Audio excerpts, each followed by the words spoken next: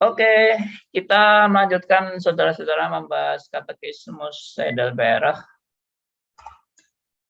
Dan yang terakhir kita membahas mengenai persekutuan dengan Allah atau persekutuan vertikal, membawa dampak atau menghasilkan persekutuan yang horizontal, yaitu persekutuan dengan sesama. Dan itu tidak bisa dibalik ya, tidak bisa dibalik dengan kemudian mengatakan bahwa kalau saya punya persekutuan dengan sesama, berarti saya sudah punya persekutuan dengan Allah. Ya, lihat-lihat dulu persekutuan dengan sesama itu bagaimana. Banyak orang yang pikir kalau aku sudah punya relasi dengan sesama, berarti aku sudah di dalam Tuhan. Tentu ya, relasi dengan sesama itu relasi apa dulu? Saya kasih contoh ekstrim deh. Misalnya maling sama maling. Mereka ada persekutuan nggak? Maling dengan maling. Ada relasi nggak maling dengan maling? Ya, kalau masuk mafia maling ya pasti mereka harus kompak kan dengan kemalingan mereka. Sehingga mereka bisa maksimal. Itu juga mengatakan, ya saya kasih contoh ekstrim maling ini supaya sadar bahwa persekutuan dengan sesama itu enggak selalu dalam Tuhan. Seperti yang lalu saya juga kasih contoh, misalnya persekutuan orang dengan hobi-hobi yang sama. Bisa akrab, bisa dekat hubungannya karena hobinya sama. Tapi itu nggak dijamin tuh persekutuan dalam Tuhan. Ya. Atau karena yang lebih bagus lagi adalah karena kemanusiaan. Ya, saya melihat orang yang kena bencana alam, susahan, penderitaan. Saya lalu menolong mereka. Apakah dengan saya menolong mereka itu menunjukkan bahwa saya sudah mengenal Allah yang benar? Itu enggak dijamin sama sekali. Saya tidak katakan bahwa menolong sesama itu enggak ada gunanya. Oh, jelas itu perintah Tuhan juga sih, menolong sesama. Tapi tidak bisa karena saya menolong sesama berarti saya sudah mengenal Allah yang benar. Nah, ini coba menjadi satu pemikiran yang dalam ya. Pemikiran yang dalam. Ya, saya ulangi ya. Tidak berarti kalau saya ini sudah menolong sesama, berarti saya ini sudah mengenal Allah yang benar. Karena menolong sesama itu adalah hanya masalah kemanusiaan. Itu bukan masalah hubungan dengan Tuhan.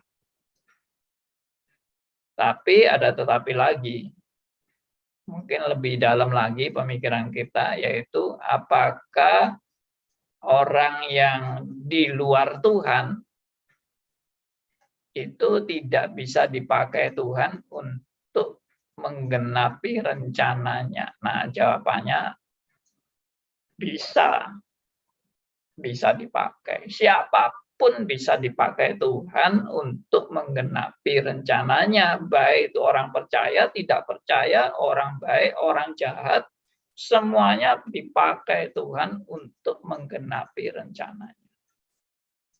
Nah, itu yang kita sudah belajar teologi reform.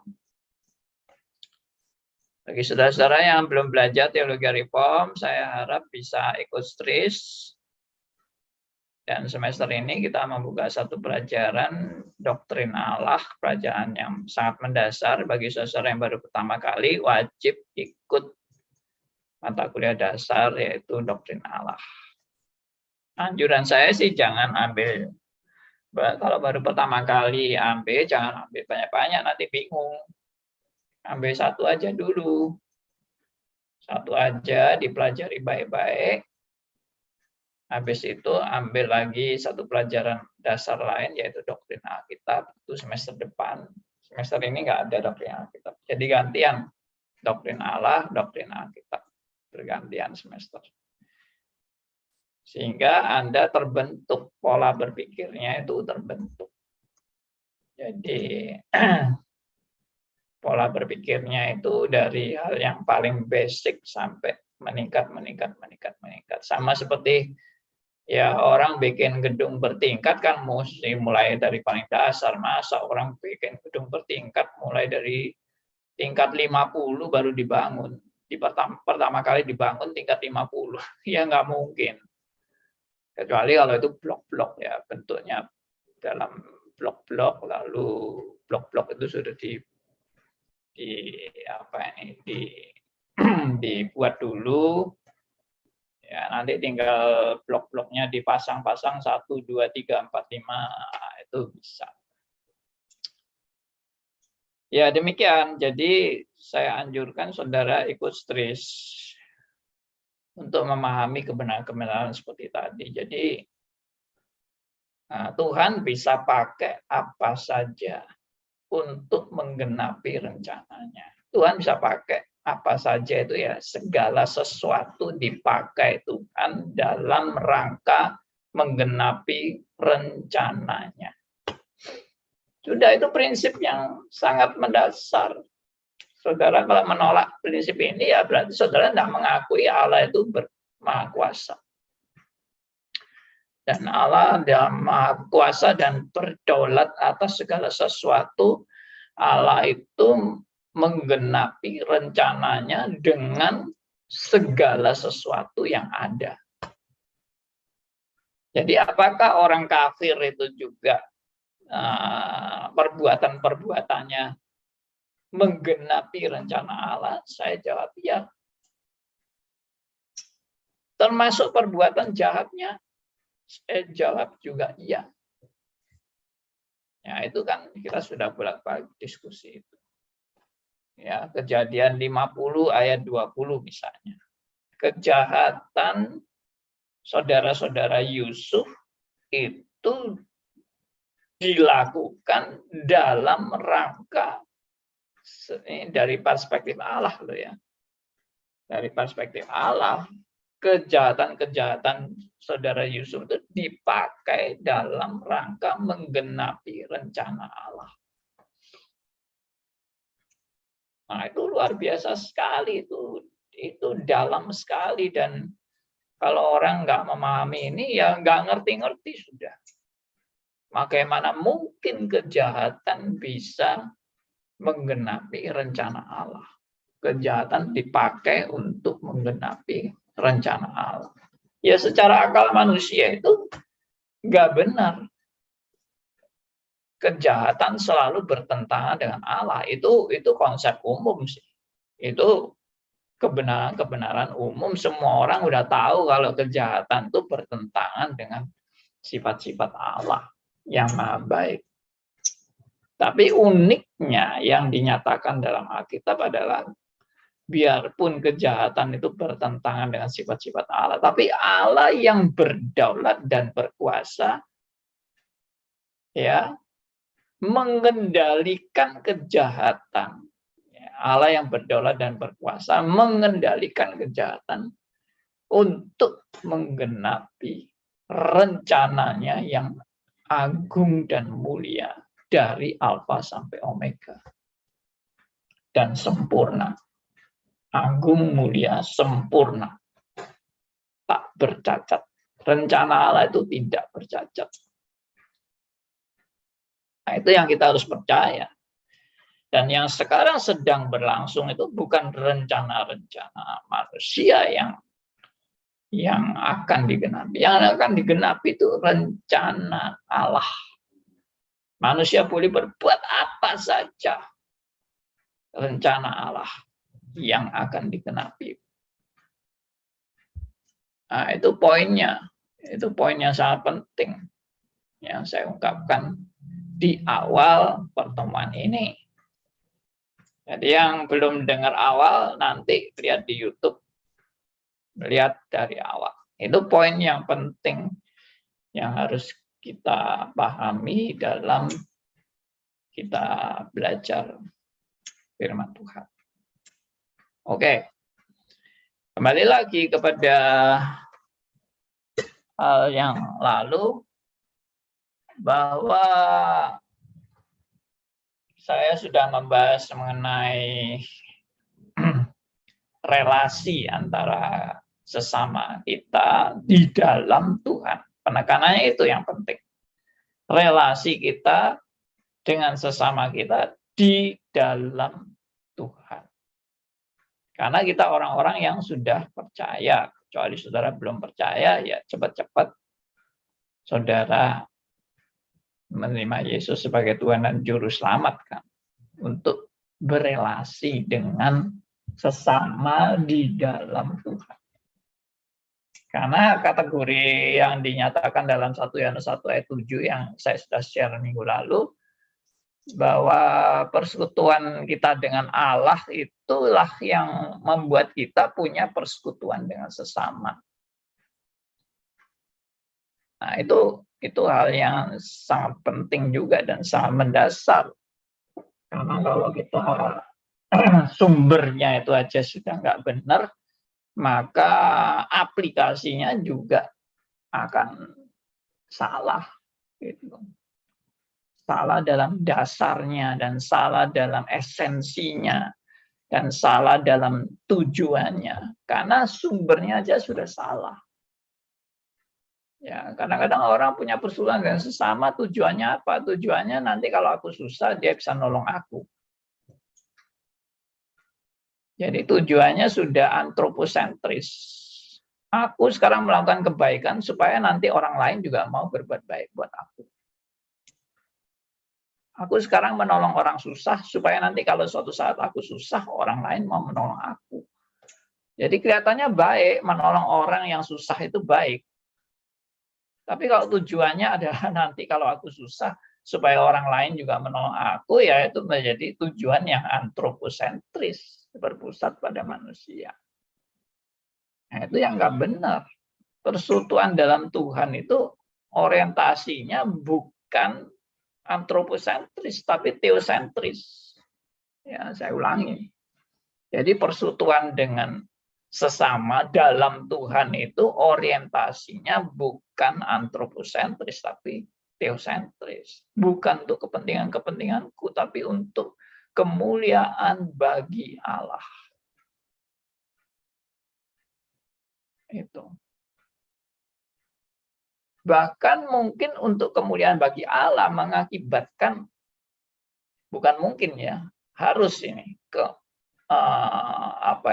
persekutuan yang mendatangkan kemuliaan bagi Allah, ya justru akan berakibat kehancuran bagi keakuanku.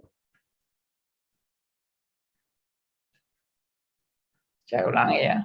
Jadi persekutuan dengan tujuan untuk kemuliaan bagi Allah itu menghasilkan kehancuran keakuan aku, keakuan diriku.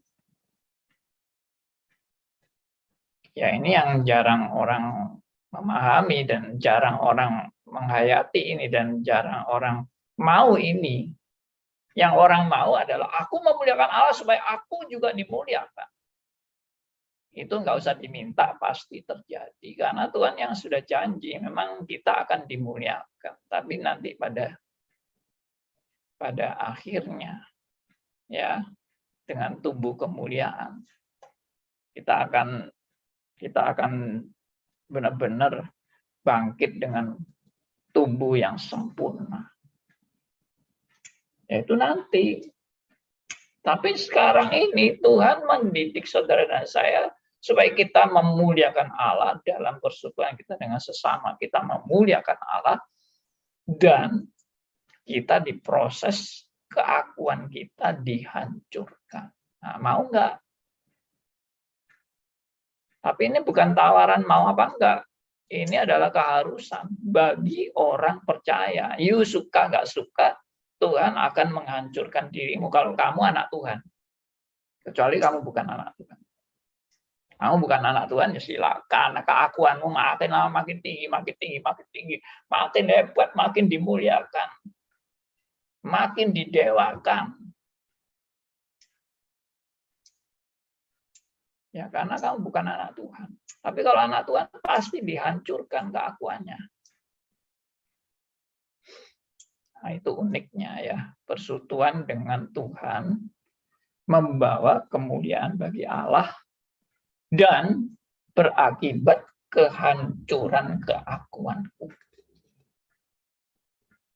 Ini rumus sederhana, tapi orang nggak suka.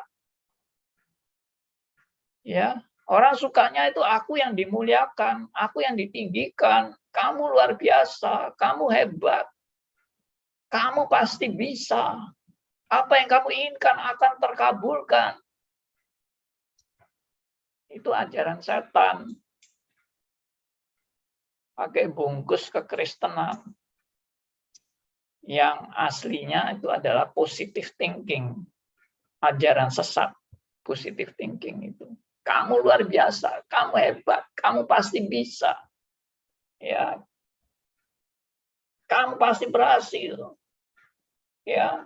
Kamu ini pasti kaya, kamu sukses. Dan seterusnya dan seterusnya. Kamu anak Allah. Anak Allah pasti akan kaya raya berlimpah-limpah. Ini ajaran dari mana? Ya, anak Allah nggak mungkin sakit, nggak mungkin kena musibah, nggak mungkin kena malapetaka. Anak Tuhan pasti sukses, tidak mungkin mati. Ya, ini lebih vulgar lagi kalau ngomong nggak mungkin mati. Ya, oke. Baik, saya mau share beberapa ayat dari bahan yang lalu. Ya, ayatnya itu dari 1 Korintus 12. Ya, kita buka aja deh 1 Korintus 12 mulai ayat 12.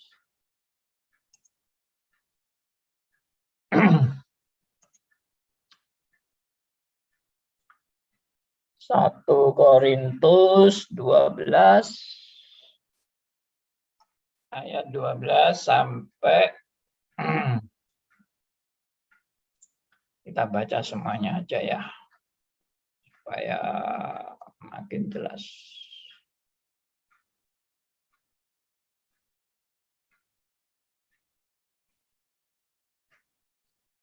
Agak panjang sih ini.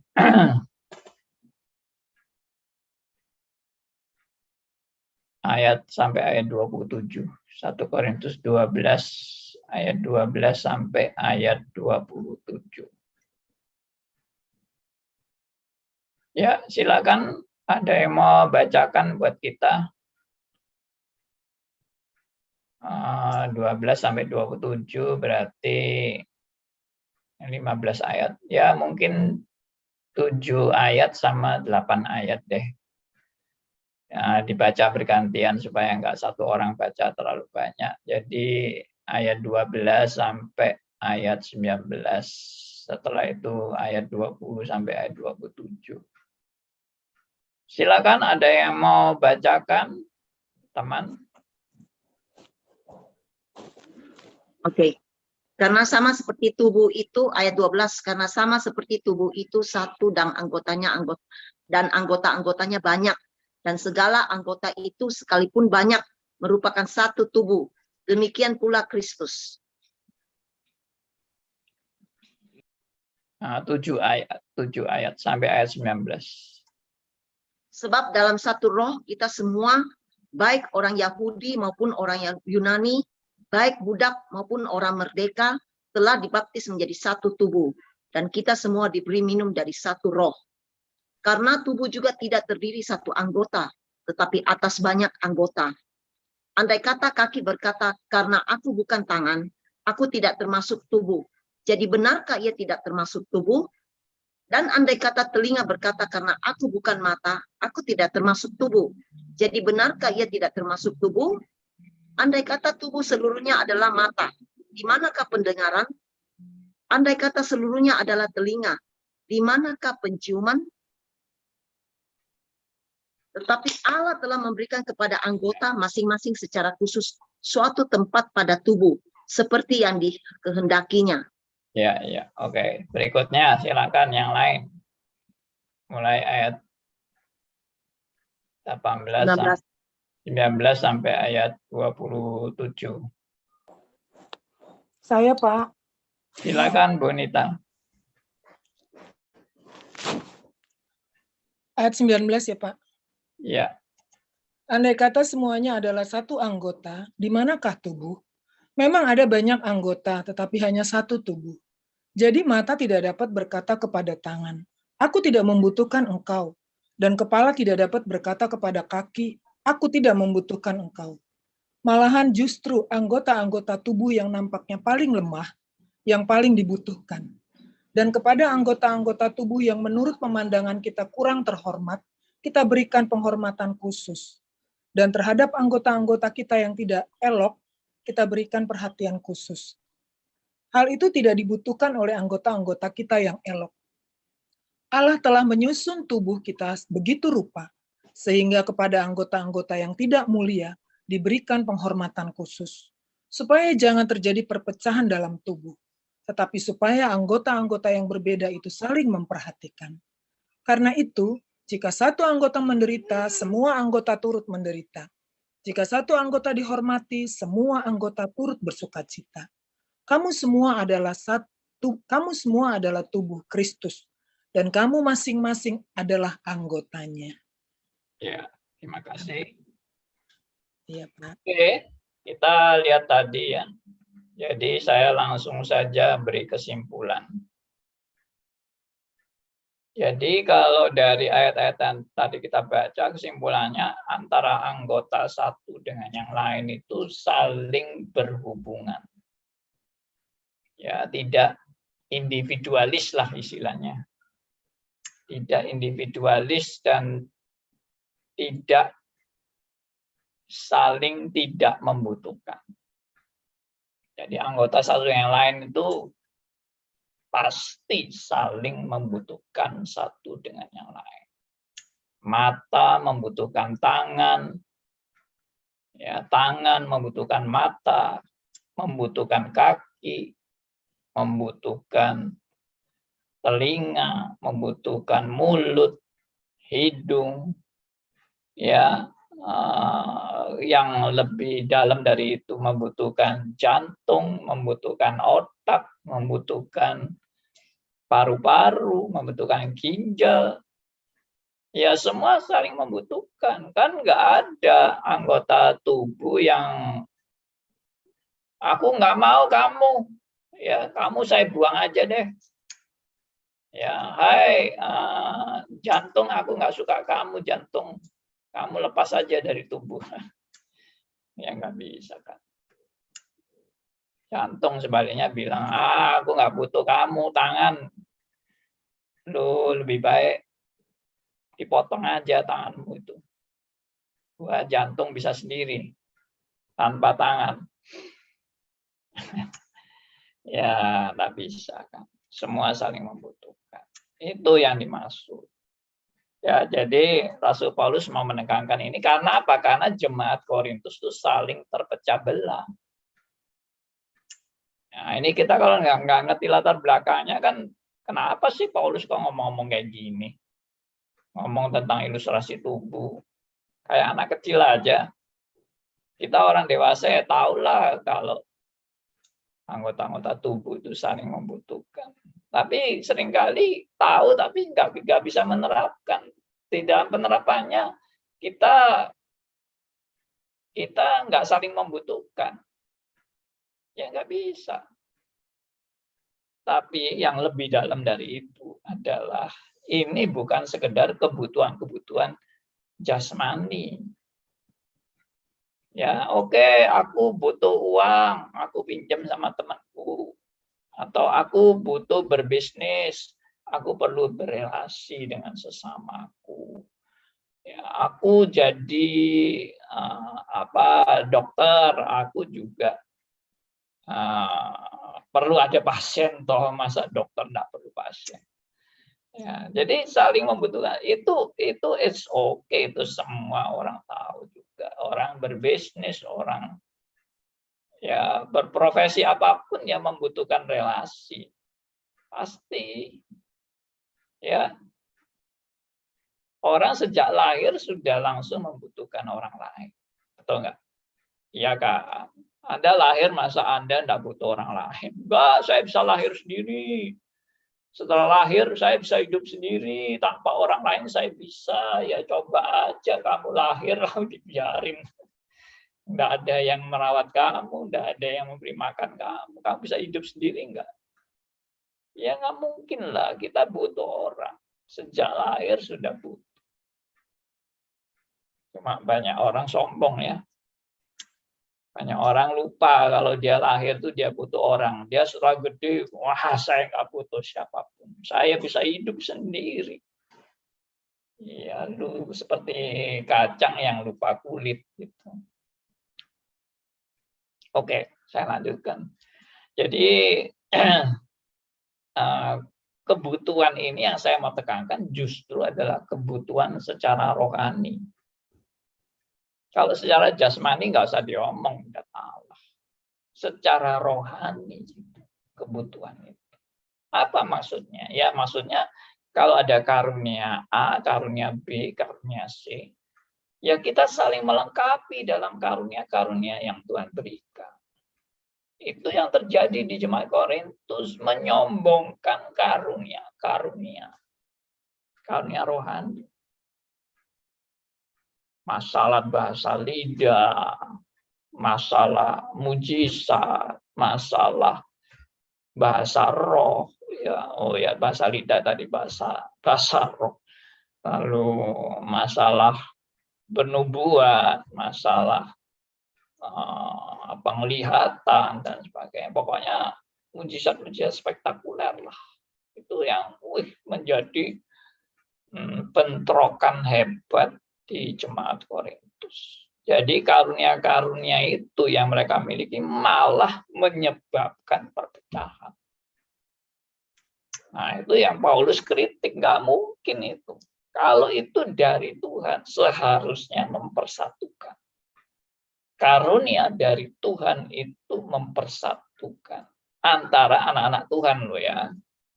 Mempersatukan antara anak-anak. Tapi ini kalau semua ngaku anak-anak Tuhan, lalu karunianya masing-masing, lalu membuat saling terpecah belah, ya perlu dipertanyakan ini anak Tuhan atau bukan, atau ini karunia dari Tuhan atau bukan.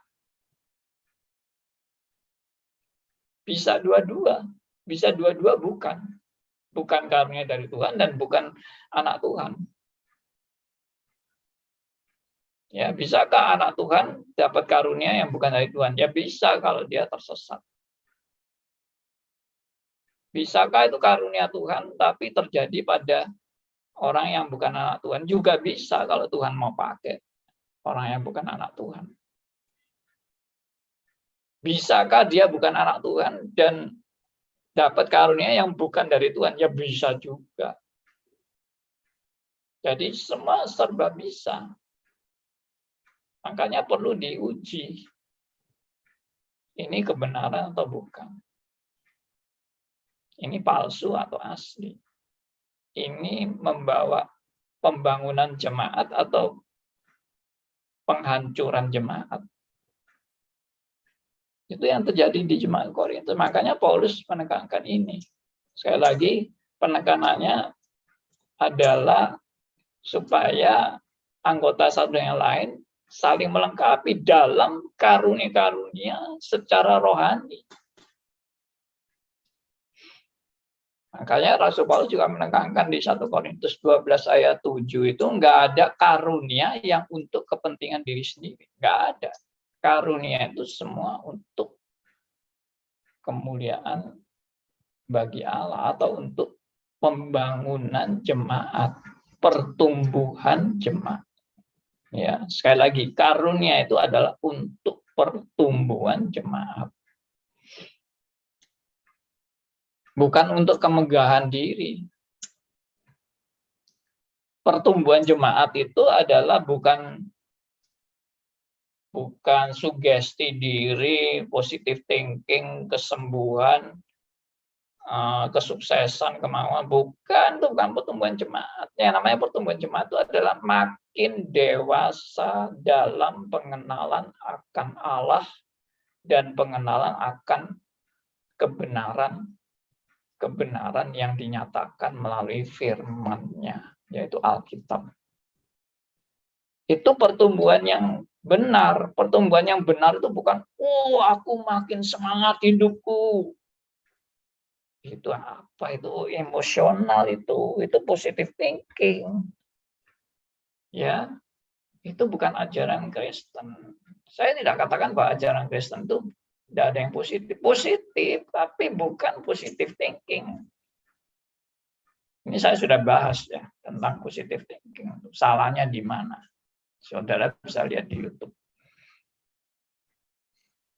Dan juga di podcast. Nah, jadi kembali lagi, hal ini menyatakan satu kebenaran bahwa kita sebagai anak-anak Tuhan itu saling melengkapi dalam karunia-karunia rohani, dalam pertumbuhan rohani kita. Tadi ya, pertumbuhan rohani itu apa? Pengenalan akan Allah yang benar. Ya, dan pengenalan akan kebenaran firman-Nya dalam Alkitab. Dan aplikasi, bagaimana kita mengaplikasikan kebenaran-kebenaran itu dalam kehidupan nyata sehari-hari. Ya, itu pertumbuhan. Jadi bukan sekedar, tokoku makin laris, itu pertumbuhanku. Ya, aku makin sehat tubuhku, itu pertumbuhanku. Ya, aku makin tabunganku makin banyak, aku makin kaya, bisa beli mobil-mobil mewah, itu pertumbuhanku, itu bukan pertumbuhan itu. Ya, itu hanya fenomena yang kadang-kadang justru jebakan setan untuk menghancurkan kekristenan. Zaman sekarang ini saya agak heran ya, orang pamer-pamer kekayaan, termasuk hamba Tuhan juga pamer kekayaan.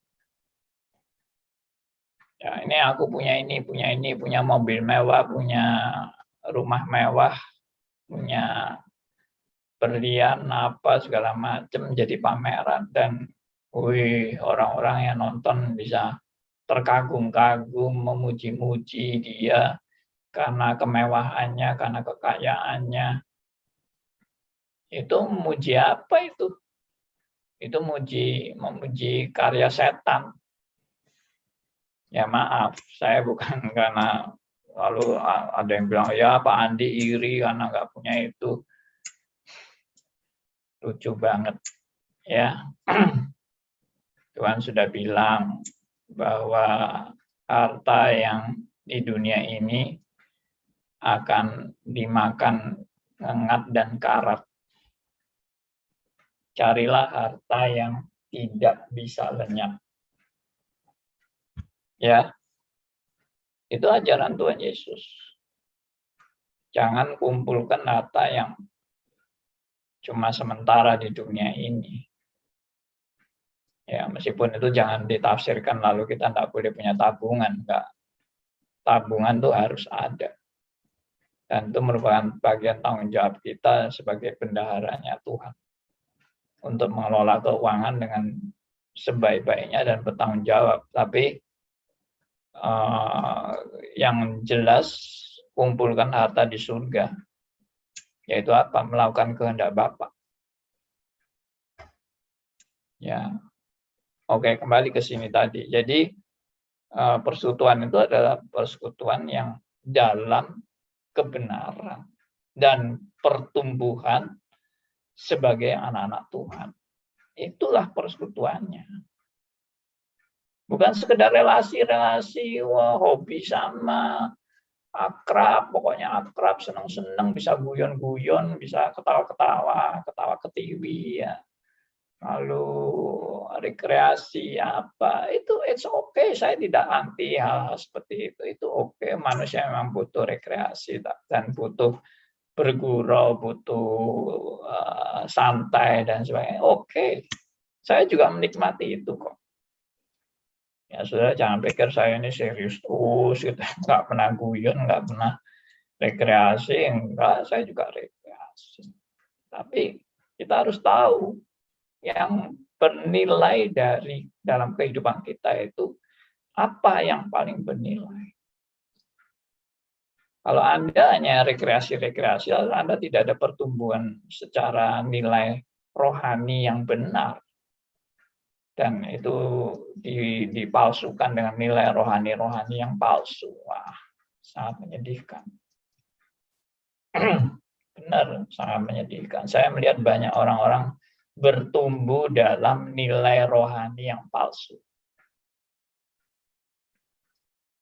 Ya, maaf, saya sendiri harus periksa diri saya sendiri. Jangan sampai saya mengatakan ini, saya sendiri pun dalam kepalsuan. Maksudnya dalam nilai-nilai kepalsuan. Yang saya perjuangkan adalah nilai-nilai kepalsuan. Enggak. Saya benar-benar disadarkan, diingatkan, I'm nothing. Saya bukan apa-apa. Tanpa anugerah Tuhan, saya pasti binasa. Saya orang berdosa yang tidak layak, sama sekali tidak layak. Gak pantas. Itu yang kebenaran yang Tuhan ingatkan ke saya. Saya tidak. Saya melayani Tuhan bukan karena saya layak. Saya melayani Tuhan hanya karena belas kasihan Tuhan semata-mata. Saya orang bobrok yang sama dengan penjahat, perampok, pezina, dan segala macam kejahatan itu saya seperti itu.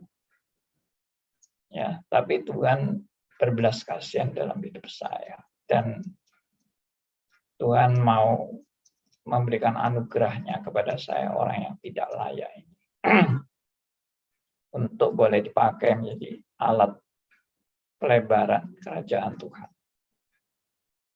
Ya, itulah satu persekutuan yang Tuhan kehendaki dalam hidup orang percaya. Dan ada satu poin terakhir yang saya mau tekankan yang sangat penting dan yang paling puncak dari seluruh persekutuan ini, yaitu apa?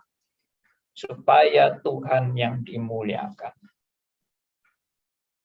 Itu persekutuan orang percaya itu adalah supaya tujuan utamanya adalah Tuhan yang dipermuliakan melalui persekutuan orang percaya. Jadi persekutuan orang percaya bukan untuk dinikmati orang percaya itu sendiri dan happy-happy dan enjoy dalam persekutuan orang percaya. Aduh. Persekutuan orang percaya itu tadi saya sudah tekankan itu apa? Pertumbuhan. Pertumbuhan itu pengenalan akan Allah, pengenalan akan firman-Nya, dan mengaplikasikan firman Tuhan dalam kehidupan untuk satu tujuan, yaitu kemuliaan bagi Allah. Saudara perhatikan dalam ilustrasi tubuh itu. Tubuh ini tubuh siapa? Hal yang amat sangat penting yang tidak boleh dilupakan, yaitu tubuh itu adalah tubuh Kristus. Tubuh Kristus. Ya.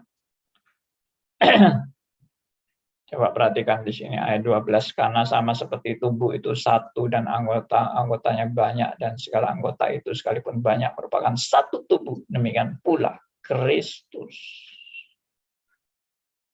Jadi orientasinya itu sebetulnya pusatnya itu adalah Kristus. Orientasinya itu bukan pada tubuh itu bagi tubuh itu sendiri. No. Tubuh bukan bagi tubuh. Tubuh itu tubuh milik Kristus.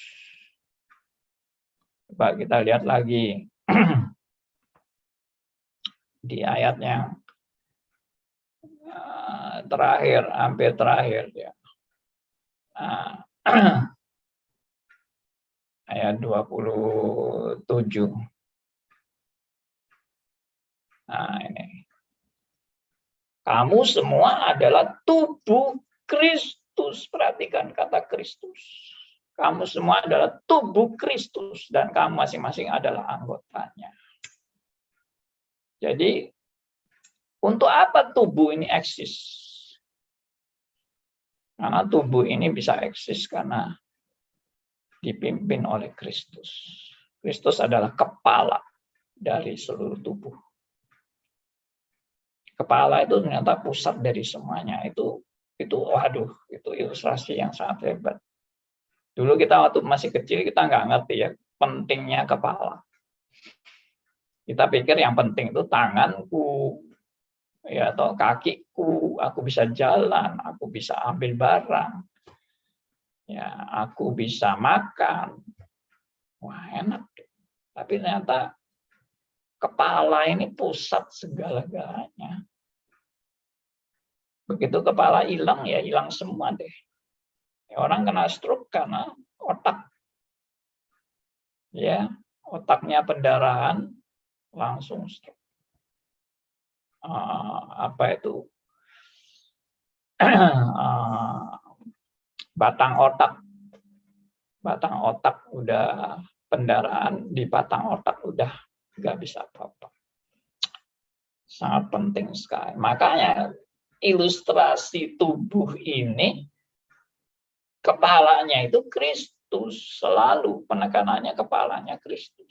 Itu yang paling puncak dan paling penting. Yang merupakan sumber daripada semuanya. Oke, biarlah ini pembahasan kita hari ini tentang tubuh itu boleh menjadi satu inspirasi bagi kita ya untuk kita boleh menjalani hidup dalam persekutuan dengan sesama dan untuk pertumbuhan rohani dan untuk Kristus boleh dimuliakan.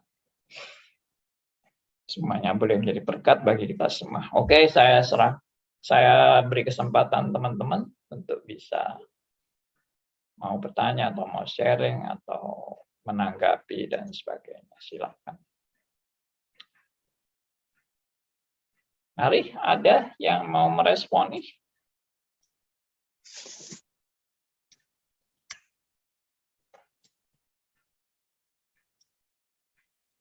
Ibu siapa? Ibu Lani.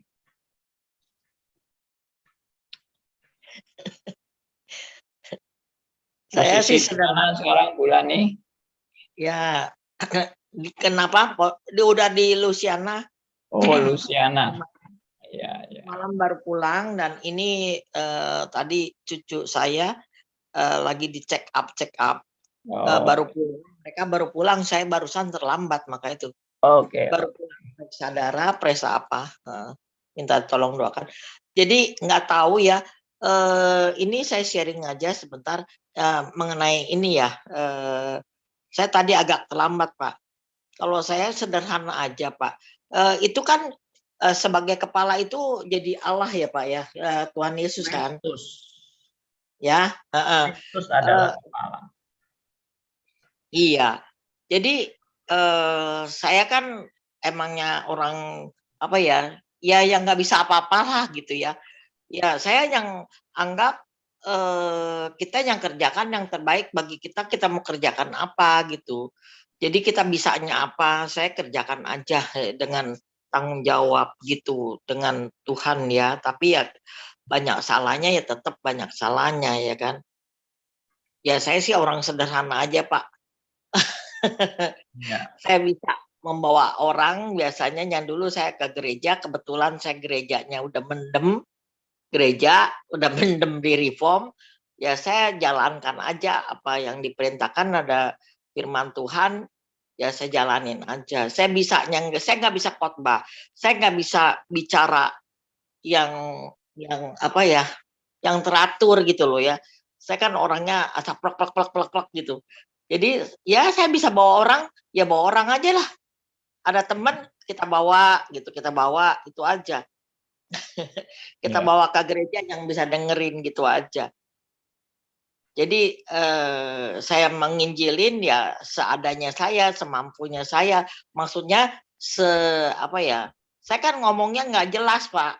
Soalnya suami saya bilang, lu kalau ngomong susah dimengerti katanya. Ya udah, yang penting hati saya dan itu tujuan saya begitu. Kalau kita nggak bicara, ya saya udah gatel ininya mulutnya, ya kan? Membawa orang, ya biarinlah seadanya saya kemampuan saya belajar, saya doa, saya apa, ya nanti yang memampukan ya Tuhan lah, gitu aja. Saya Iya. preman, Pak, apa aja saya bawa aja, mau dokter kek, mau gembel kek, mau apa kek. Kata teman saya, lu gila lu, segala apa lu mau orang dibawa ke gereja. Ya, orang teroris aja berani. Orang teroris berani. Yang kita kebenaran mana nggak berani, ya berani aja. Saya bilang, Iya, kata iya. teman lu gila lu, mau KKR mau apa, lu ke sarang penyamun katanya orang-orang ke Islam yang itu, ya kan kita kasih undangan, Pak, ini ada undangan segala ini, lah kita kan bukan teroris, kenapa takut dia teroris ya biarin aja bertobat, mungkin juga saya bilang dia lebih bertobat terorisnya daripada saya. Iya, iya. Oke, terima kasih Bu Lani untuk sharingnya. Sederhana aja Pak, saya orang bodoh. Ya, ya kita semua bisa dipakai Tuhan dalam segala keberadaan kita ya. Kita semua pasti Oke, Pak Andi. ada kelebihan dan kekurangan. Oke, silakan Pak Liman. Saya nyoroti kesatuan tubuh itu perlu. Tapi kadang-kadang saya melihat dua pernyataan, Pak Andi, yang saya dengar sendiri, Pak.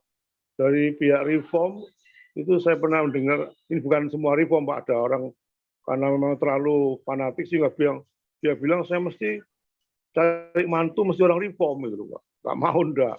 Jadi dia mempunyai satu kesatuan bahwa di luar Reform itu pertumbuhan rohaninya enggak sehat gitu. Jadi dia minta mantunya barang semua anaknya nanti bisa reform semua, Pak. Ini satu pihak, Pak. Di pihak lain saya juga mendengar ada seorang pendeta karismatik yang menekankan bahasa rohnya. Karena dianggap bahasa roh karunia paling nomor satu katanya dia. Sehingga dia menganjurkan di gerejanya itu supaya cari pacar orang yang betul-betul sama satu roh gitu, Pak. Supaya bisa bahasa roh. Sehingga banyak terjadi orang sudah kadung pacaran dengan orang di luar itu bisa diputus semua, Pak, supaya dianjurkan supaya bisa satu roh gitu, Pak. Itu siapa, Pak? Tindakan apa? Kadang-kadang membuat orang itu kadang-kadang ekstrem sana, ekstrem kanan, Pak. Ekstrem kiri kanan, Pak. Bagaimana Pak Andi cara menangani? Oke. Ya, memang ada sih orang-orang ekstremis. Di Reform pun ada orang-orang ekstremis yang merasa dirinya paling super, paling benar, nggak ada dosa atau nggak ada kelemahan, nggak ada kekurangan. Ada yang memang seperti itu. Cuma ya itu pasti salah kan. Reform aja ngajarin kita orang yang nggak layak kok. Kita ini orang nggak benar. Tapi Tuhan berbelas kasihan kepada kita orang-orang yang tidak layak. Kalau cari jodoh orang sesama orang Reform ya sebetulnya itu it's okay asal sadar bahwa kita ini bisa jadi orang Reform itu pun anugerah Tuhan kan. Dan kalau jodoh harus Reform itu mungkin karena ada kekhawatiran ya kalau doktrinnya beda nanti berkelahi terus dengan pasangannya, nggak cocok begitu cara berpikirnya dan sebagainya. Tapi ya itu juga ada yang kesaksian cari pacar yang nggak Reform akhirnya direformkan pacarnya. Ya itu kan juga bisa juga. Jadi sih kalau saya kayak gitu-gitu sih. Ada yang idealis memang, ada yang realistis ya. Ada yang mungkin terlalu pragmatis sehingga bukan orang Kristen pun juga mau dinikahi. Nah, itu juga mungkin kelewatan juga ya. Ya, yang penting jaga inilah, jaga prinsip, jaga patokan. Jadi kembali lagi ya, menurut saya tadi penekanan persekutuan dalam Tuhan itu adalah kita bertumbuh dalam kebenaran. Ya, pasangan suami istri ya juga harus itu dong. Harus mengutamakan bertumbuh dalam kebenaran. Relasi orang sesama orang percaya adalah bertumbuh dalam kebenaran. Nah, bagaimana kalau jadi suami istri lalu tidak bertumbuh dalam kebenaran? Ya, itu repot. Kalau suaminya aja atau istrinya aja yang bertumbuh dalam kebenaran, pasangannya tidak mau bertumbuh dalam kebenaran juga akan menjadi sulit. Tapi kalau sudah terlanjur jadi suami istri, ya harus, itu merupakan tantangan yang harus dijalani dan diproses untuk sesuai dengan standar firman.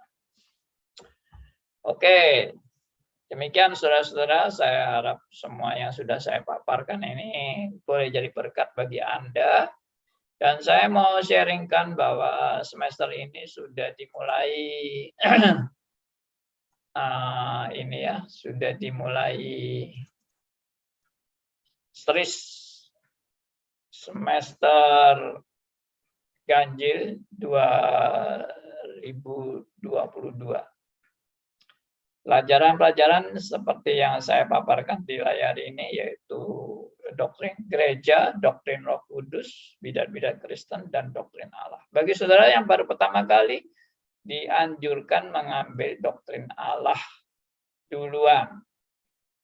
Dan jangan ambil yang lain kalau baru pertama kali. Kecuali Anda sudah seorang yang menjadi pelayan Tuhan yang sudah lama dan sudah lama juga belajar reform, mau ambil lebih dari satu silakan. Tapi yang belum pernah ikut series, saya anjurkan semua ikut doktrin Allah.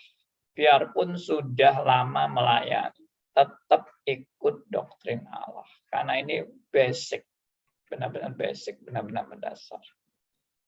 Ya, saudara-saudara yang mau mendaftar, silahkan mendaftar di link yang sudah di-share di chatting Zoom ini. Ya, ini juga ada pendaftaran online. Saudara silahkan mengisi di form yang ini dicantumkan di sini atau dicantumkan di chatting. Saudara tinggal klik. Dan saudara bisa juga mentransfer uang uang kuliahnya, saudara bisa transfer dan ditulis ya, ini untuk kelas tris doktrin apa yang saudara ambil atau pelajaran apa yang saudara ambil. Ya, WA kalau mau bertanya silakan hubungi 081 yang lebih bagus 0811 343 545. Saya ulangi 0811 343 5454. 0811 343 5454. Oke, demikian saudara-saudara, kita sudah selesai karena ini sudah jam 10. Andi, bisa tambah sedikit Pak Andi? Silakan Bu Willy. Iya, tadi Pak Andi bilang kalau kita lihat bahwa satu tubuh itu banyak anggotanya, mungkin juga kita harus melihat bahwa untuk bisa satu tubuh ini bisa menjadi berfungsi, Pak, kita mungkin perlu Tuhan punya rahmat juga untuk mengetahui panggilan kita masing-masing. Karena kalau seandainya di dalam tubuh itu tidak mengerti panggilannya masing-masing, maka itu sepertinya saling gontok-gontokan gitu. mau melebihi orang lain. Tapi kalau kita menjalankan fungsi yang panggilan kita, saya pikir itu bisa bertumbuh di dalam kebenaran itu sendiri, Pak. Gitu. Bukankah Benar. begitu, Andi? Ya, salah satu hal yang penting adalah menyadari panggilannya di mana. Ya, sesuai dengan panggilan Tuhan tentunya. Dan mungkin salah satu indikator umum adalah sesuai dengan talenta yang Tuhan sudah berikan. Tapi bisa juga sebaliknya, kita nggak punya talenta itu, tapi karena Tuhan memanggil kita di bidang itu, baru Tuhan kasih kita talenta di situ. Ya, sama seperti Musa waktu dipanggil Tuhan merasa nggak pandai bicara, nggak bisa mimpin. Tuhan bilang, aku yang berkata-kata di mulutmu dan aku yang pimpin kamu. Sudah beres. Pokoknya yang Tuhan panggil itu yang Tuhan perlengkapi. Oke, demikian teman-teman. Tolong sekali lagi lihat di bagian chatting ya. Di situ ada link-link yang saudara bisa copy. Juga di YouTube mungkin juga dibagikan ya. Jadi saudara bisa lihat juga di link yang ditulis di YouTube. Ya, nomor teleponnya ada, informasi-informasi juga sudah dikopikan di YouTube. Demikian, mari kita berdoa, kita bersyukur pada Tuhan untuk anugerahnya bagi kita semua yang sudah memimpin sesi kita yang sangat penting hari ini. Untuk doa penutup, saya minta Pak Liman ya, boleh tutup dalam doa. Mari kita berdoa. Bapa di surga, terima kasih dan puji syukur.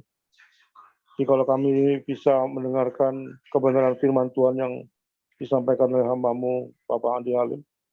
Bila orang-orang yang ada di Zoom ini bisa mengerti, menjadi kedewasaan imannya, kedewasaan rohaninya, supaya makin memuliakan nama Tuhan di perkumpulan Zoom ini, Tuhan. Kuasa Pak Andi Halim terus dipakai oleh Tuhan di pekerjaan Tuhan yang lebih besar lagi. Berkatilah Tuhan, radio RMC ini Tuhan bisa berkembang, bisa membawa jiwa-jiwa datang kepada Engkau. Terima kasih Bapak. Di dalam nama Tuhan, sebentar kami berpisah satu sama lain, kuasai kami satu persatu dalam kehidupan sehari-hari kami. Dalam nama Tuhan Yesus, sama berdoa dan mengucapkan syukur. Amin. Amin. Terima kasih Pak Liman. Terima kasih. Thank you.